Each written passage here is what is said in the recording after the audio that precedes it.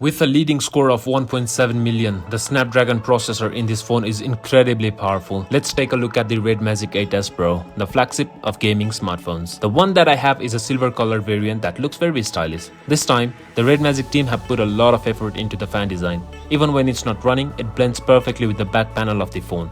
And under the reflection of light and shadows, the fan center emits scattered light, making it very eye-catching.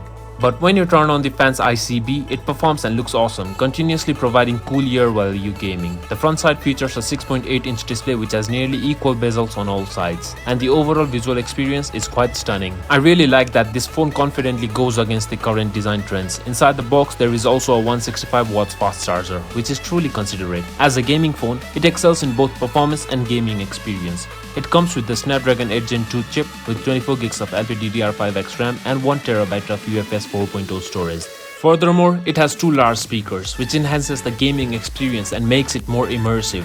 The dual independent solar triggers have a refresh rate up to 520Hz, which is very fast response speed. Coupled with an incredible 960Hz touch sampling rate in the game, you'll be the fastest and the greatest. The built-in 12-layer thermal cooler design ensures excellent cooling even when subjected to heavy loads. It can handle any demanding tasks effortlessly. In my gaming test, playing Genshin Impact at ultra-high graphic settings for 60 minutes, the performance remained stable at 60 frames per second throughout, and the temperature never exceeded 41.5 degrees Celsius. Similarly, in PUBG, playing at the highest graphic settings for half an hour, the performance was exceptionally stable. These results truly demonstrate the capabilities of this gaming phone. Based on my approximately 2 hours of intense gaming experience, the remaining battery level was still at 80%. Actually, if you're a high-intensity gamer, you can always rely on the 165-watt fast charging. Honestly, if you're a gamer, I really can't think of any other phone that can provide such an incredible gaming experience.